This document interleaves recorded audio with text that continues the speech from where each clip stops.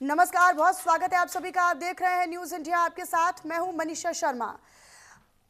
देहरादून में दरअसल मुख्यमंत्री पुष्कर सिंह धामी संबोधित करते हुए नजर आए, जहां जन जन की सरकार 4 साल बेमिसाल कार्यक्रम में उन्होंने संबोधित किया। वो अभी क्या कुछ कह रहे, सुनवाते हैं आपको। भी हमारे अधिकारीगण, कर्मचारीगण, प्रशासन के भी सभी अधिकारीगण, जिलाधिकारी देहरादून सविन बंसल जी और यहाँ वरिष्ठ पुलिस अधीक्षक श्री परमेंद्र सिंह डोभाल जी, मैं आज के इस अवसर पर आप सभी का 4 वर्ष पूरे होने के अवसर पर इतनी विशाल संख्या में पधारे आप सभी का मैं हृदय से स्वागत करता हूं, अभिनंदन करता हूं। और आपने यहां पहुंचने पर मेरा स्वागत किया, मैं भी दोनों हाथ जोड़कर आप सबका स्वागत करता हूं, आप सबका अभिनंदन करता हूं। साथ ही आप सभी को मां शक्ति के उपासना के पर्व नवरात्रि की भी हार्दिक शुभकामनाएं देता हूं। नव संवत्सर भी हमारा प्रारंभ हुआ है, उसकी भी शुभकामनाएं देता हूं और मां भगवती से प्रार्थना करता हूं कि वह हम सभी पर अपनी कृपा दृष्टि बनाकर रखें। इसके साथ ही मैं इस अवसर पर भारत माता के अमर सपूत सरदार भगत सिंह जी को, राजगुरु जी, सुखदेव जी, उनको भी अपनी भावांजलि अर्पित करता हूं, जिन्होंने आज के ही दिन मां भारती की स्वतंत्रता के लिए हंसते हंसते फांसी के फंदे को चूमा था।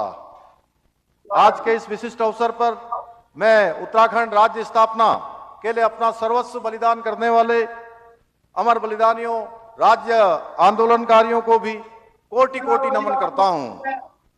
भाइयों बहनों, आज के इस कार्यक्रम में आप सभी के बीच उपस्थित होकर मेरा मन अत्यंत भाव विभोर हो उठा है।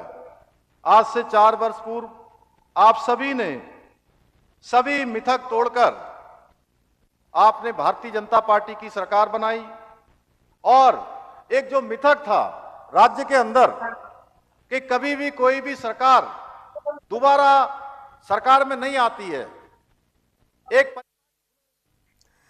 चलिए आगे बढ़ लेते हैं। दरअसल देहरादून के परेड ग्राउंड में कार्यक्रम का आयोजन हुआ, जहां जन जन की सरकार 4 साल बेमिसाल कार्यक्रम का आयोजन किया गया, जिसमें धामी सरकार के 4 साल पूरे होने पर इस कार्यक्रम का आयोजन किया गया। हजारों की संख्या में लोग इस कार्यक्रम में शामिल होते हुए नजर आए। अब से पहले आप सुन भी रहे थे, कई बातों का जिक्र करते हुए नजर आए और इस भव्य कार्यक्रम, इस दिव्य कार्यक्रम की शुरुआत रोड शो के साथ हुई। और देखिए, ये उसी दौरान की तस्वीरें हैं। मुख्यमंत्री पुष्कर सिंह धामी जब रोड शो के दौरान लोगों पर पुष्प वर्षा करते हुए उनका अभिवादन स्वीकार करते नजर आए और फिर इस कार्यक्रम की शुरुआत की गई।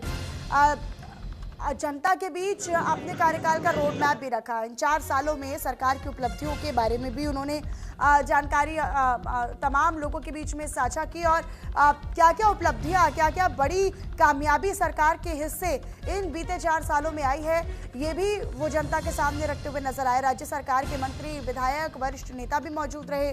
उत्तराखंड सरकार के 4 साल पूरे होने के अवसर पर मुख्यमंत्री पुष्कर सिंह धामी कनक चौक से मुख्य कार्यक्रम स्थल परेड ग्राउंड तक एक रोड शो का नेतृत्व करते हुए दिखाई दिए और ये उसी रोड शो के दौरान की तस्वीर है। हालांकि इन 4 सालों में ये कहना बिल्कुल गलत नहीं होगा कि मुख्यमंत्री पुष्कर सिंह धामी के नेतृत्व में बीजेपी सरकार ने बहुत बढ़िया काम किया और बहुत बेहतर तरीके से कुछ उपलब्धियां, कुछ ऐसी उपलब्धियां और कामयाबियां हासिल की, जो अगर हम बात करें यूनिफॉर्म सिविल कोड की, उसको लागू करने वाला उत्तराखंड जो था वो पहला राज्य बना देश में और निश्चित तौर पर ये काफ़ी महत्वपूर्ण हो जाता है, बड़ी उपलब्धियों में शामिल होता है। हरिवंश वशिष्ठ देहरादून से मेरे साथ मेरे सहयोगी लाइव जुड़े हुए हैं। हरिवंश, अभी हम ये तस्वीरें देख रहे थे, बेहद ही खुश मिजाज तरीके से मुख्यमंत्री पुष्कर सिंह धामी रोड शो में नजर आए और वही ऊर्जा वाला जो भाव था वो उनका संबोधन में भी नजर आया और ये खुशी, ये ऊर्जा लाजमी है क्योंकि उन्होंने उत्तराखंड के लिए काम किया है। इन 4 सालों में बेहतरीन काम कर दिखाया सरकार ने। बिल्कुल, देखिए जन जन की सरकार और 4 साल बेमिसाल का जो कार्यक्रम का जो आयोजन यहाँ पर किया गया है परेड ग्राउंड में देहरादून में, और मैं आपको दिखा दूं मेरे ठीक पीछे पुष्कर सिंह धामी जो है यहाँ पे संबोधित करते हुए नजर आ रहे हैं लोगों को और किस तरह से भारी तादाद में यहाँ पर लोग चाहे वो पुरुष की बात कर ली जाए, महिलाओं की बात कर ली जाए, बच्चों की बात कर ली जाए, पूरी तादाद में जो है यहाँ पर लोगों ने अपनी उपस्थिति दर्ज कराई है। देखिए पूरे 4 साल का जो रोड मैप है, यूसीसी की बात कर ली जाए या फिर लखपति महिलाओं की बात कर ली जाए, तमाम ऐसी योजनाएं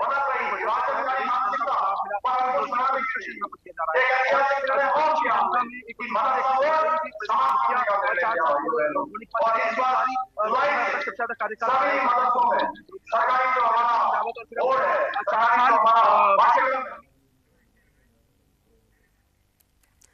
ठीक है, बहुत शुक्रिया आपका हरिवंश इस तमाम जानकारी के लिए और तस्वीरें हमारे दर्शकों तक साझा करने के लिए। खबरों में आगे रुक कर लेते अब आपको बताएं जहां रुद्रप्रयाग में केदारनाथ धाम में भारी बर्फबारी हुई है। धाम भारी बर्फबारी से पूरी तरीके से ढक चुका है। केदारनाथ में सुरक्षा व्यवस्था हालांकि चाक चौबंद है। धाम में पुलिस और आईटीबीपी के जवान भी मुस्तैद है। सुरक्षा कर्मी बर्फ हटाकर व्यवस्था बनाकर रख रहे हैं। उत्तराखंड में एक बार फिर से मौसम का मिजाज बदल गया है। पहाड़ों पर भारी बारिश और बर्फबारी जैसी स्थिति ने 4 धाम यात्रा 2026 की तैयारियों को प्रभावित किया है। उत्तराखंड में इस समय सरकार 4 धाम यात्रा की तैयारियों में जुटी है। इस साल केदारनाथ मंदिर के कपाट जो हैं वो 22 अप्रैल को खुलेंगे। हालांकि गंगोत्री और यमुनोत्री धाम के कपाट 19 अप्रैल को खुलने के साथ ही प्रदेश की पवित्र 4 धाम यात्रा की शुरुआत हो जाएगी और बद्रीनाथ धाम के कपाट 23 अप्रैल को खुलने हैं। चारों धामों के कपाट खुलने में अब 1 महीने से भी कम का समय है, लेकिन भारी बर्फबारी ने पूरे इलाके को प्रभावित कर दिया है। केदारनाथ धाम में 4 फीट तक बर्फ जमी है। धाम में लगातार हो रही भारी बर्फबारी से पूरे केदारनाथ धाम में जो है वो बर्फ की सफेद चादर नजर आ रही है। हालांकि विभाग जो है वो इसको हटाने का प्रयास भी कर रहा है, क्योंकि अब एक महीने से भी कम समय अब बाकी रह गया है जब श्रद्धालु और पर्यटक यहाँ पर पहुँचेंगे, भक्त यहाँ पर पहुँचेंगे चारों धामों के दर्शन करने के लिए। लेकिन उससे पहले अगर इस तरह की स्थिति रही या फिर बर्फ जमी रही तो निश्चित तौर पर संख्या पर भी असर पड़ेगा और दर्शन में भी परेशानी होगी। रुद्रप्रयाग में केदारनाथ धाम में भारी बर्फबारी हुई है। भीषण ठंड और 0 से नीचे के तापमान के बावजूद उत्तराखंड पुलिस और भारत तिब्बत सीमा पुलिस के जवान पूरी तरीके से सतर्क हैं, एक्टिव हैं और सुरक्षा व्यवस्था को मजबूत बनाए हुए हैं।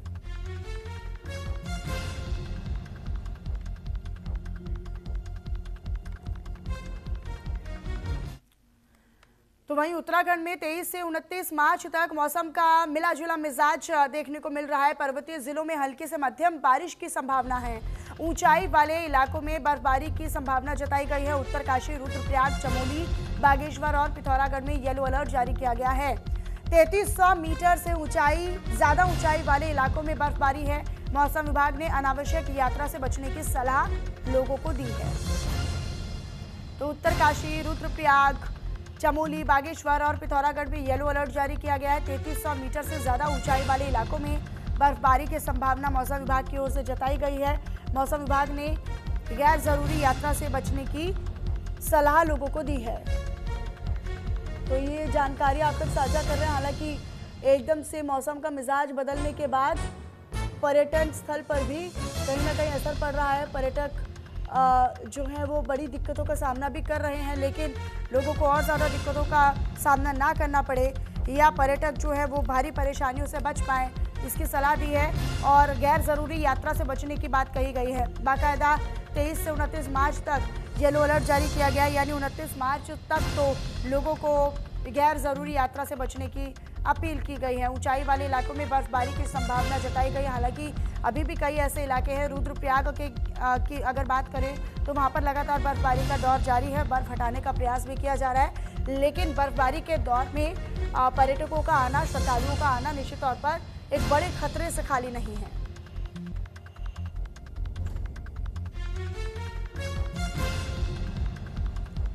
तो ऊंचाई वाले इलाकों में भारी बर्फबारी की संभावना मौसम विभाग की ओर से जताई गई है और जो लगातार तापमान गिर रहा है उसके कारण ठिठुरन और ठंड भी बढ़ गई है। विभाग और सरकार की अपनी तैयारियां हैं, क्योंकि एक महीने से भी कम का समय बाकी रह गया है जब जो 4 धाम यात्रा है उसकी शुरुआत हो जाएगी। लेकिन 4 धाम यात्रा की शुरुआत से पहले हो रही है बर्फबारी निश्चित तौर पर सरकार और प्रशासन के लिए भी एक बड़ी चुनौती बना हुआ है।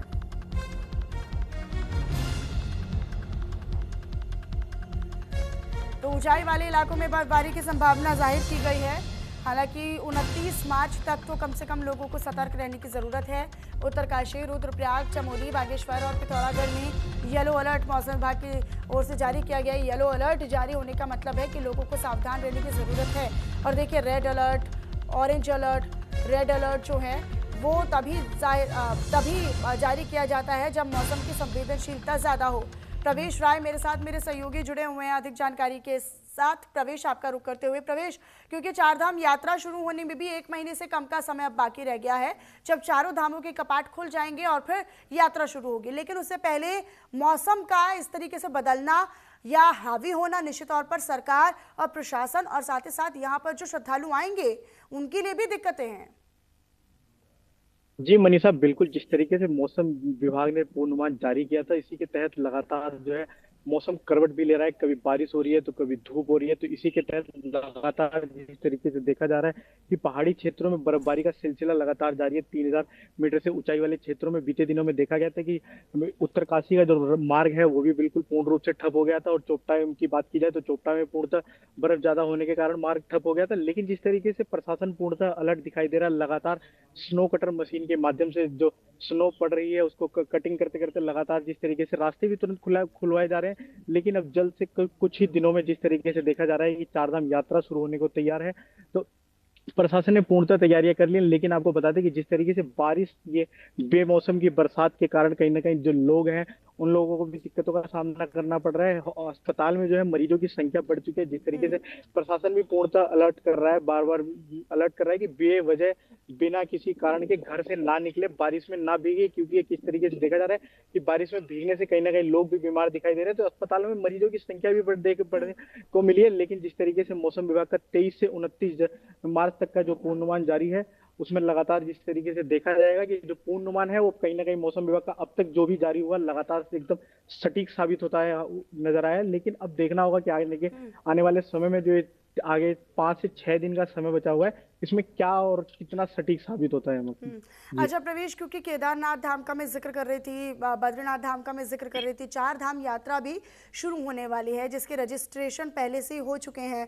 लाखों की संख्या में श्रद्धालु यहाँ पर हर साल पहुँचते हैं, लेकिन ऐन समय पर इस तरह का मौसम होना और जो केदारनाथ धाम है उसके तो आसपास पूरी तरीके से बर्फ की सफ़ेद चादर जमी हुई है। निश्चित तौर पर सरकार और प्रशासन के लिए एक बड़ी चुनौती है कि उस बर्फ की सफ़ेद चादर को हटाना, और मौसम विभाग भी समय पर अगर अलर्ट जारी करता है तो क्या व्यवस्थाएं होनी चाहिए, उन व्यवस्थाओं को सुनिश्चित करना बहुत ज़्यादा ज़रूरी है पर्यटकों के लिए। जी बिल्कुल मनीषा, जिस तरीके से मौसम विभाग पूर्वानुमान लगातार जारी कर रहा है, तो जब उत्तराखंड में जब ये डेट आएगी, जब चारधाम की यात्रा शुरू होगी, तो उसमें देखा जाएगा कि कितने, जो कई लाख की संख्या में, लगभग अभी तक चारों धामों की बात की जाए तो 4.5 से 5 लाख जो यात्री हैं उन लोगों ने अपना रजिस्ट्रेशन कर लिया। तो आप समझ सकते हैं कि अभी यात्रा शुरू भी नहीं है और 4.5 से 5 लाख लोगों ने अगर रजिस्ट्रेशन कर लिया, तो जिसमें सबसे ज्यादा जो रजिस्ट्रेशन हुआ है वो कहीं ना कहीं केदारनाथ का माना जा रहा है। लगभग 2 लाख की रजिस्ट्रेशन जो है केदारनाथ में किया गया है। तो आप समझ सकते हैं कि प्रशासन के लिए एक बड़ी चुनौती देखने को मिलेगा। लेकिन आप समझ सकते हैं कि एक दूसरी तरफ ये भी होगा कि अगर मौसम यूं ही करवट बदलता रहा तो एसडीआरएफ और एनडीआरएफ की टीमों के लिए चुनौती भरा ये जो बर्फबारी पर्वतीय क्षेत्रों में हो रही है प्रवेश, इसका असर तो मैदानी क्षेत्रों में भी है।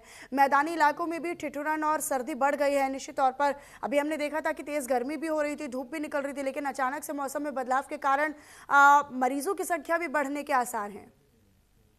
जी बिल्कुल मनीषा, जिस तरीके से पहाड़ी क्षेत्रों में लगातार बर्फबारी हो रही है और मैदानी क्षेत्रों में बारिश का सिलसिला जारी है, रुक रुक कर बेमौसम की बरसात हो रही है। तो आपको बता दें कि जो लोग अपने काम की ओर निकलते हैं या किसी भी कारणवश लोगों को बारिश में कहीं ना कहीं किसी भी कारणवश मजबूरीवश निकलना पड़ता है, तो बारिश में जब लोग भीग रहे हैं तो कहीं ना कहीं बीमारी भी हो रही है। और तो जो जिला अस्पताल हरिद्वार है या रुड़की उप जिला अस्पताल की बात की जाए तो मरीजों की संख्या लगातार बढ़ती नजर आई है। लेकिन दूसरी ओर प्रशासन भी पूर्णतः अलर्ट कर रहा है, बार बार अपील कर रहा है कि बेवजह घर से ना निकलें। लेकिन बेवजह घर से नहीं निकलना है। लेकिन एक दूसरी ओर ये भी देखा जा रहा है कि जब बारिश का लगातार इस तरीके से सिलसिला जारी है, तो 23 से 29 तारीख का जो अलर्ट है उसमें देखना होगा कि जो मौसम विभाग का वो पूर्वानुमान है वो कितना सटीक साबित होगा। लेकिन अभी तक जो भी मौसम विभाग ने पूर्वानुमान जारी किया कहीं ना कहीं पूर्णतः सटीक साबित होता नजर आया है। जी ठीक है प्रवेश, अपनी नजर आप बनाकर रखिएगा। शुक्रिया बहरहाल आपका इस तमाम जानकारी को साझा करने के लिए। अगली बड़ी खबर अपने दर्शकों तक साझा करें वो ये कि धामी सरकार के 4 साल पूरे होने पर कार्यक्रम का आयोजन किया गया,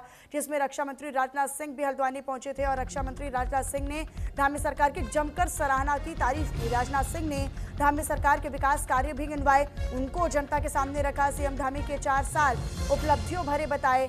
बीजेपी के प्रदेश प्रवक्ता मथुरा दत्त जोशी ने भी बयान दिया और अपने बयान में उन्होंने कहा कि सीएम धामी ने प्रदेश में यातायात कनेक्टिविटी का विकास किया। धामी सरकार के 4 साल के कार्यकाल पर केंद्रीय मंत्रियों का उत्तराखंड आगमन लगातार बना हुआ है। बीते दिन भी केंद्रीय रक्षा मंत्री राजनाथ सिंह हल्द्वानी पहुंचे थे, जहां से उन्होंने सीएम धामी के 4 साल को उत्तराखंड के विकास के दृष्टिकोण से उपलब्धियों भरा बताया। उन्होंने सीएम धामी के कार्यों का जिक्र करते हुए उन्हें धुरंधर तक कह दिया।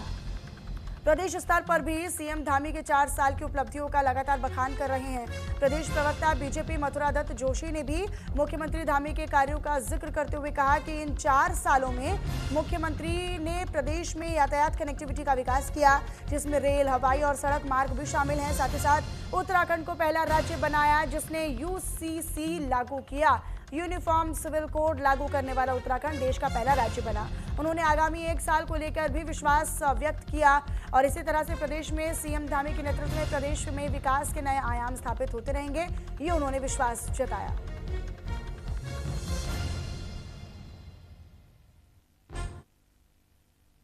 धुआंधार काम हो रहा है, इसीलिए मैंने कहा धामी जी को पहले हमने धाकड़ धामी कहा था, इसीलिए धुआंधार काम कर रहे हैं, इसीलिए उन्हें हम धुरंधर धामी कह रहे हैं।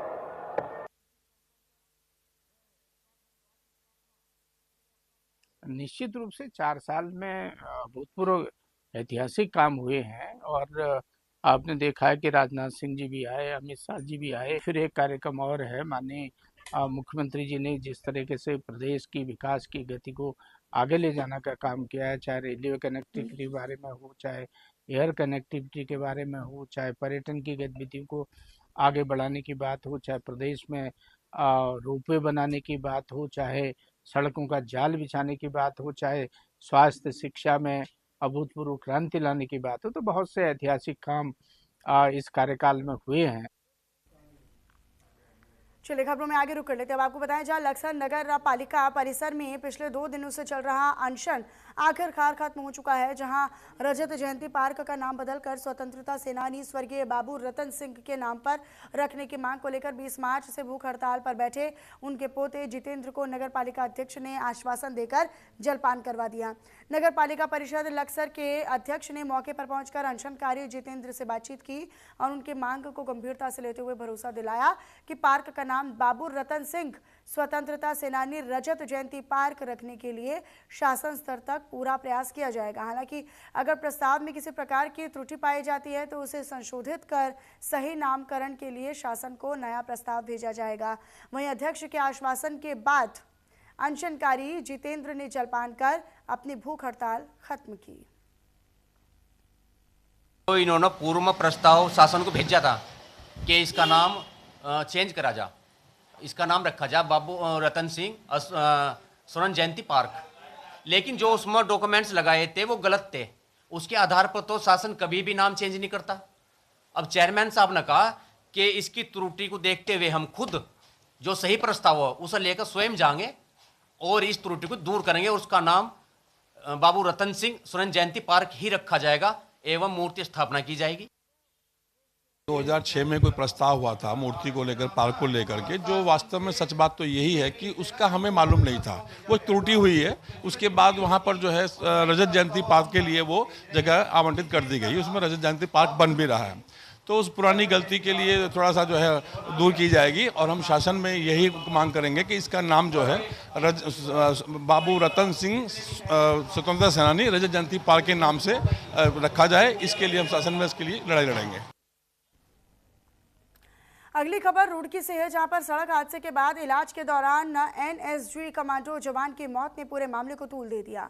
दरअसल देहरादून हाईवे पर रोडवेज बस की टक्कर में घायल हुए कमांडो धन प्रकाश को गंभीर अवस्था में अस्पताल में भर्ती करवा दिया गया, जहां बताया ये जा रहा है कि जवान हाल ही में बंगाल बॉर्डर से छुट्टी पर गए थे और हादसे के बाद खुद ही परिजनों को सूचना दी थी, लेकिन इलाज के दौरान उनकी मौत होते ही परिजनों का गुस्सा फूट पड़ा और उन्होंने अस्पताल प्रबंधन पर गंभीर लापरवाही के आरोप लगाए। परिजनों का कहना है कि फ्रैक्चर के बावजूद गलत इंजेक्शन देने से जवान की हालत बिगड़ गई। इसी आरोप को लेकर स्थानीय लोगों के साथ मिलकर अस्पताल परिसर में जमकर हंगामा किया गया और डॉक्टरों के खिलाफ कार्रवाई की मांग की गई। जानकारी मिलने पर पुलिस भी मौके पर पहुंची और स्थिति को काबू करने के लक्ष्य को लेकर निष्पक्ष जांच का भरोसा भी दिया। फिलहाल पुलिस पूरे मामले की तफ्तीश में जुटी हुई है और घटना के बाद कई सवाल भी खड़े हो गए हैं। ये हमारा जो भाई आज एक्सीडेंट हुआ है भैया का, ये कमांडो था अपना सर्विस पे आर्मी में, तो आज ये अपने किसी काम से जा रहा था, तो अब सालेर के आसपास में इसका एक्सीडेंट होता है। एक्सीडेंट इसका रोडवेज बस जो है पीछे से छड़ मार के भाग जाती है। उसके बाद इसको यहाँ पे एम्बुलेंस लाई जाती है एम्बुलेंस के द्वारा। ठीक है भैया, यहाँ पे हॉस्पिटल जगन्नाथ हॉस्पिटल जो है इसमें लाया गया है। उसके बाद यहाँ पे लेके आते हैं, यहाँ पे स्टाफ होता है उनका, जो भी 2-4 लड़के हैं, तो उनको बिठाने के बाद थोड़ा होश थी उसको, जब उसको फिर लेटा दिया। लेटाने के बाद वो कह रहे हैं डॉक्टर आ रहे, लेकिन डॉक्टर नहीं आया। फिर डॉक्टर ने या तो उनको फ़ोन किया या कुछ भी किया, उसके बाद उन्होंने इंजेक्शन दिया, उसको पेन हो रहा था। उसके बाद जो है उसका शरीर ठंडा हो गया, उसके बाद लड़का एक्सपायर हुआ। तो उसके बाद डॉक्टर आते हैं, उसके बाद चेक करते हैं कि भाई बंदा तुम्हारा एक्सपायर हो गया। तो हम ये चाहते हैं, जब उनको पता था कि बंदा अभी ऐसे ही हालत में है, तो ये बोलते हैं कि भैया इसको कहीं पे जाके एडमिट कर दो। जब उनके अंडर में मतलब ये बात नहीं थी उसकी, ठीक है। और इस अस्पताल में तीसरी बार ये घटना है। तो एक्सीडेंट वाला लगभग 1 बजे करीब हुआ और उसमें 1:30 करीब यहाँ पे हॉस्पिटल में लाया गया और 1 घंटे से लगातार जो स्टाफ है और परिजन के जो घर वाले हैं उनको बोलते रहे, मृतक के जो घर वालों को उनको बोलते रहे डॉक्टर साहब को कि बुला दो। तो बोलते हैं 1 घंटे से डॉक्टर आ रहे हैं, तब नहीं आए। क्या नाम, मृतक ने अपने यहाँ पे साइड में दर्द बताया। दर्द के टाइम पे किसी भी एक छोटे बच्चे नहीं, जिसके पास में कोई डिग्री नहीं है, कुछ नहीं है, छोटे इन्होंने सस्ते के चक्कर में डॉक्टरों ने यहाँ पे 5-5-6 हजार रुपए में स्टाफ रख रखा है। उसने कि पेन किलर दिया, पेन किलर देने के बाद भी इसकी डेथ हो गई। और यहाँ पर जो पुलिस प्रशासन ये पहुंचा है, पुलिस प्रशासन में आज हमारे इंस्पेक्टर साहब और परिजनों को, यानी इसका मतलब ये गरीब को ही दबाने का काम करते हैं। ऐसे डॉक्टर अगर शहर में रहेंगे तो कैसे ट्रीटमेंट होगा? पेशेंट अगर आएगा और वो मौत के घाट उतार रहे हैं तो ये कोई तरीका नहीं है ट्रीटमेंट का।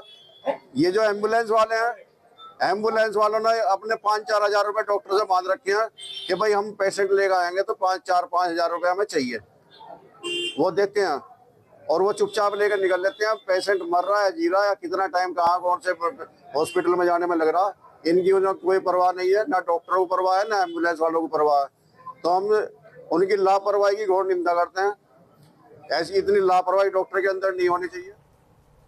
चलिए खबरों में आगे रुक कर लेते हैं। अब आपको बताएं, जब मुख्यमंत्री पुष्कर सिंह धामी के मार्गदर्शन में संचालित मुख्यमंत्री संस्कृति संवर्धन पहल कला परंपरा और पहचान के अंतर्गत लोहाघाट ब्लॉक के सीमांत चौखाम बाबा मंदिर में जिलाधिकारी ने मुख्यमंत्री संस्कृति संवर्धन किट भेंट की और इस मौके पर जिलाधिकारी मनीष कुमार ने मंदिर में विधिवत पूजा अर्चना कर जनपद की सुख समृद्धि, शांति और सतत विकास की कामना की। उन्होंने मंदिर परिसर का निरीक्षण कर व्यवस्थाओं का जायजा भी लिया और स्थानीय जनप्रतिनिधियों और मंदिर समिति के पदाधिकारियों से बातचीत कर जानकारी ली। कार्यक्रम के दरमियान मौजूद संत महात्माओं और मंदिर समिति प्रतिनिधियों ने भी इस पहल की तारीफ करते हुए इसे सामाजिक तौर पर और समाज हित में एक प्रेरणादायी और अनुकरणीय प्रयास बताया। साथ ही साथ मुख्यमंत्री पुष्कर सिंह धामी का आभार भी व्यक्त किया। आज माननीय मुख्यमंत्री जी के द्वारा जो यहाँ चमदेव चम्मू मंदिर में जो एक किट दी गई है, भजन संध्या किट, इसके लिए हम माननीय मुख्यमंत्री जी का बहुत बहुत धन्यवाद एवं स्वागत करते हैं। जो यह किट दी गई है कि जो युवा लोग नशे से इससे दूर रहें, इसमें भी यह कार्य सिद्धि करेंगी और मैं माननीय मुख्यमंत्री जी का बहुत बहुत धन्यवाद देता हूं। उन्होंने चम्मू मंदिर चमदेवल के इस शिवालय में जो आज मुख्यमंत्री किट के रूप में हमें ढोलक, हारमोनी, तबला, भजन संध्या कीर्तन की जो भी हमें भेंट की है, इसके लिए हम उनका बहुत बहुत धन्यवाद।